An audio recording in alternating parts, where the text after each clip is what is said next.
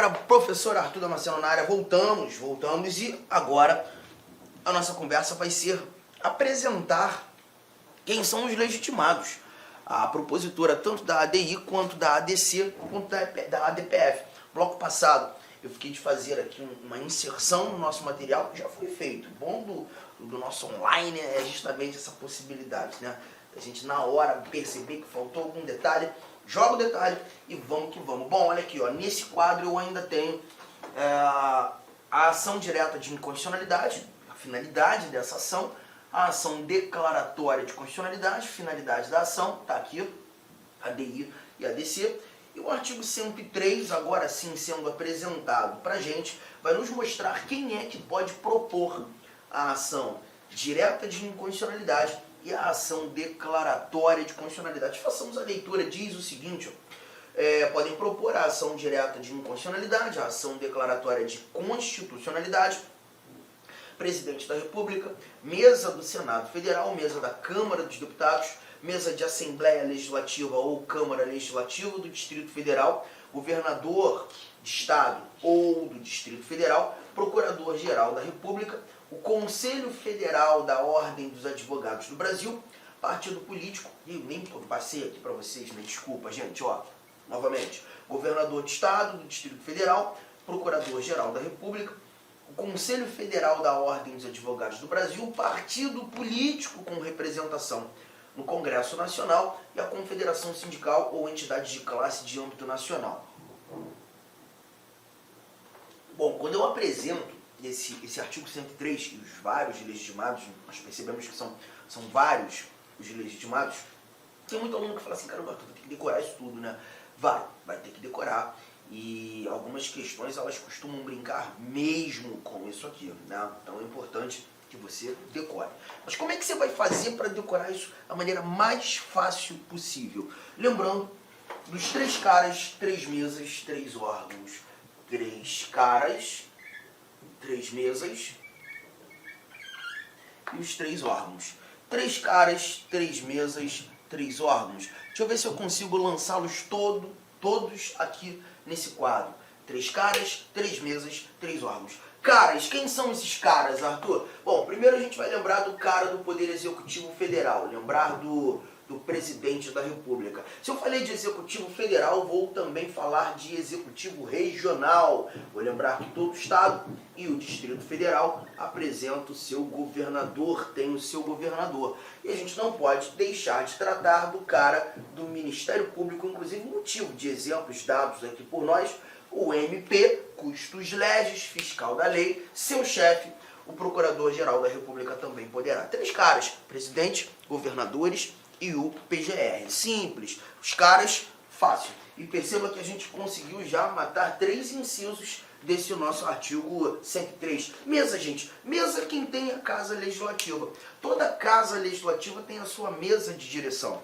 Toda Casa Legislativa tem a sua mesa diretora. Aquela mesa lá da frente, com 7 cadeiras, aquele banco central do presidente da casa, ao lado dele nós temos o primeiro vice e o segundo vice, nas pontas da mesa nós iremos encontrar os 4 secretários, 2 de cada lado, ali nós temos a mesa diretora, a mesa de direção. E se eu falei de Executivo Federal, eu vou lembrar de Legislativo Federal, lembrar inclusive de 2 casas, porque o nosso Poder Legislativo Federal ele é bicameral, então eu tenho a mesa da Câmara dos Deputados e a mesa do Senado Federal.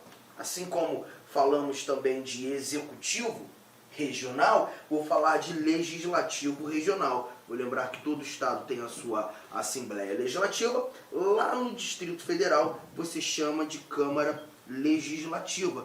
Todavia, teremos aqui também legitimada para apresentar uma ADI e uma ADC. Gente, 3 caras, 3 mesas. Acho que a gente conseguiu matar isso aqui com muita facilidade. 3 caras, 3 mesas. Quando tratando dos órgãos, 3 órgãos, nós vamos lembrar de órgãos de representação. Órgãos de representação. O primeiro deles, inclusive, lembra muito o que a gente discute e anota quando estudando o mandado de segurança. Lembra? Quando estudando o mandado de segurança, nós temos aqui partidos políticos E eles também estarão legitimados à apresentação da ADI, da ADC e da ADPF. A ADPF ainda não tratei, né? Vou tratar. Mas, ó, lembre-se, são aqueles partidos políticos com representação no Congresso Nacional. A semelhança do que acontece quando a gente estuda mandado de segurança. Temos mais? Conselho Federal da Ordem dos Advogados do Brasil. Conselho Federal da Ordem dos Advogados do Brasil. E nós também teremos aqui as confederações sindicais e entidades de classe. Entidades de classe de âmbito nacional. De âmbito nacional. Gente, esses são os legitimados à impetração do nosso mandado de segurança. Não, mandado de segurança nada. ADI, ADC e também teremos aqui a ADPF. O mandado de segurança, na realidade, eu até comentei quando falando dos partidos políticos, tá? Partido político com representação. Gente, esses são os legitimados. 3 caras, 3 mesas, 3 órgãos. Temos que decorar? Temos que decorar. Só que ainda tem mais um detalhe que eu preciso que você leve para a sua prova. Colocar um pontinho azul aqui, ó, nas confederações, aqui, ó, nas assembleias legislativas e aqui nos governadores dos estados. E lembrar, esses que nós anotamos aqui em azul são os chamados legitimados especiais. Legitimados especiais. E se são chamados de legitimados especiais, é porque eles precisam atender algo, a tal da pertinência temática. A tal da pertinência temática. Arthur, e o que significa? O que seria a ideia da pertinência temática? A lógica aqui é percebermos que esses não poderão impetrar a ADI, a ADC, para discutir qualquer tipo de lei. Lei de qualquer conteúdo ou qualquer ótica, né? Eles precisam apresentar eventual pertinência com aquilo que está sendo discutido. Por exemplo, a gente viu ali, ó, entidades de classe de âmbito nacional. Fechando, né? E a bolinha azul está ali, é um legitimado especial. Lembre-se que se estamos tratando de entidades de classe de âmbito nacional, nós estamos falando desses órgãos de representação profissional. Mas cuidado, não é qualquer conselho. Um conselho regional não poderia, por exemplo, um conselho regional de medicina, um conselho regional de engenharia civil, um conselho regional de contabilidade, nenhum desses. Temos aqui apenas os conselhos nacionais, tá? Ou de âmbito nacional. Um conselho federal de medicina, um conselho federal de fisioterapia, um conselho federal da educação física. Então a gente vai ter, na realidade, as entidades de classe de âmbito nacional. Vamos lá? O Conselho Federal de Medicina foi o primeiro exemplo que eu trouxe aqui. O Conselho Federal de Medicina pode, sim, ajuizar uma ADI, mas imagine você, o Conselho Federal de Medicina, ajuizando ADI para discutir a constitucionalidade de uma lei que trata sobre engenharia civil. Nada a ver. Não há nesse ambiente, não há nesse momento a tal da pertinência temática, a conformação temática. E por não haver a pertinência temática, não será legitimado para. É isso que a gente leva em consideração aqui, tá? A legitimação especial exige destes que foram colocados em azul a tal da pertinência ou atendimento da pertinência temática. Algumas provas podem chamar também de conformação temática.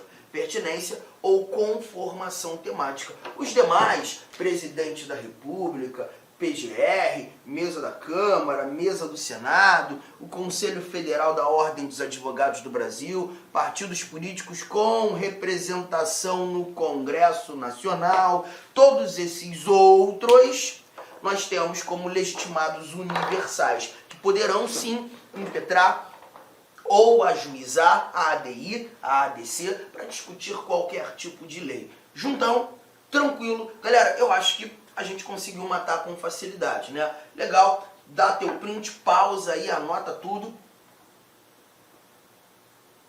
porque nós iremos avançar. Ainda aqui, ó, desse artigo 103, temos alguns detalhes importantes. Olha aqui, procurando o meu apagador, tá na mão.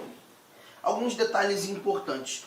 Pelo menos 2 desses 3 parágrafos que são citados aqui, 2 nós conseguimos já entender de imediato. Mas um outro a gente só vai conseguir realmente discutir com mais profundidade quando nós conversarmos sobre as espécies de ADI. O que a gente tem nesse parágrafo primeiro? O Procurador-Geral da República deverá ser previamente ouvido nas ações de inconstitucionalidade e em todos os processos de competência do Supremo Tribunal Federal. Tá? Então, se a gente está fazendo aqui discussão de controle de constitucionalidade, independentemente de quem tenha provocado, o Procurador-Geral da República tem que ser ouvido. Ele é um oficiante obrigatório aqui. É o Ministério Público atuando como custos legis, como fiscal da lei, fiscal do ordenamento jurídico. Ele precisa dar o seu parecer, dizer o que acha sobre toda essa discussão. O PGR é obrigatoriamente ouvido. E não apenas essas questões de ADI, mas lá no finalzinho a gente verifica. E em todos os processos de competência do Supremo, o PGR precisa dar o seu parecer. Parágrafo 2º é aquele que eu te disse, é o que eu te disse, que a gente ainda não vai entender com muita tranquilidade, ou com muita profundidade. Eu vou fazer alguns comentários, por óbvio, mas depois, quando nós estudarmos as espécies de ADI, aí a gente vai voltar nesse parágrafo 2º, que diz: declarada a inconstitucionalidade por omissão, de medida para tornar efetiva a norma constitucional, será dada ciência ao poder competente para a adoção das providências necessárias e, em se tratando de órgão administrativo, para fazê-lo em 30 dias. Aqui a gente está falando da figura da ADI por omissão, que algumas provas, alguns doutrinadores chamam de ADO, ADI por omissão. É quando a Constituição exige a criação de uma lei para tratar de um determinado assunto e o legislador simplesmente não cria lei. O legislador, ele simplesmente se mantém omisso. E essa omissão do legislador vai fazer com que, ou pode fazer com que o Supremo seja provocado por meio da ADI por omissão. Porque quando o legislador... Olá, meus amigos. Inicialmente eu quero pedir licença para vocês, pois interrompi a sua aula. Mas essa aula do YouTube é uma aula demonstrativa para você conhecer aí a nossa estrutura, os nossos professores e os nossos cursos. Eu sou o professor Lac, especialista em concursos públicos. Somente em 2022 eu fui aprovado em 7 concursos públicos e a minha meta é buscar 10 aprovações por ano. Eu acho que eu consigo este ano cumprir a minha meta de aprovação. E eu estou aqui para ajudar vocês. Nós aqui da Lá Concurso estamos fazendo a melhor campanha, a campanha de melhor qualidade, mais competitiva para o concurso da Secretaria Municipal de Saúde de Cuiabá. E nós temos aí vários cursos, vou apresentar para vocês rapidamente. Nós temos aqui a opção online, todos os conhecimentos básicos, item a item, sem nenhum item fora do edital, para fechar o edital. 10 parcelas de R$ 35,00, oficial técnico de administração online 10 de 45, técnico de enfermagem 10 de 50 e apoio jurídico 10 de 50. Detalhe, esses cursos nossos online não é aquele transmitido em sala de aula que o cara grava. O nosso não. O nosso é gravação em estúdio com excelente qualidade de áudio, de imagem e de iluminação, claro, também de edição. Tem presencial? Tem presencial. Professor, esse presencial é transmitido ao vivo? Sim. Ah, professor, me adapto mais aí à metodologia de presencial. Não tem problemas. Ele é transmitido ao vivo. Nós temos aí, né? Conhecimentos gerais, todos os cargos. Tem uma promoção aqui bacana. Para quem se matricular até o dia 23/9 vai pagar 10 de R$50. Quem se matricular depois do dia 23, 10 de 75, e a turma presencial Conhecimentos Básicos, iniciando dia 4 de outubro. Tem técnico de enfermagem? Sim, temos técnico de enfermagem também. Mesma coisa, tem a promoção aí, dia 23/9, paga 10 de 70, após o dia 23/9, paga 10 de 120, e o início da turma começa no dia 4/10, né? E claro, a nossa luva de ouro aí, tá certo? O nosso produto master aqui, que é a turma VIP. Essa turma VIP tem todo um diferencial, onde eu, professor Lac, coloco toda a minha experiência e dedicação. Só de conhecimentos específicos são 15 aulas minhas. Essa turma aqui é para, cara, o cara que cumprir, o cara que assistir esse curso, participar, cara, eu tenho muita confiança e muita certeza que ele vai sair muito bem e ele vai ter todas as condições de ser aprovado. Beleza, pessoal? Então, isso aqui é uma chamadazinha aí. Até aqui embaixo tem um link para você falar diretamente com o nosso atendente. Qualquer coisa, você vai no nosso Instagram. Quem responde o direct do Instagram sou eu, faço isso pessoalmente, porque é um canal de comunicação que eu abri, que eu exerço diretamente com os nossos alunos. Valeu, meus amigos. Então, venham estudar conosco.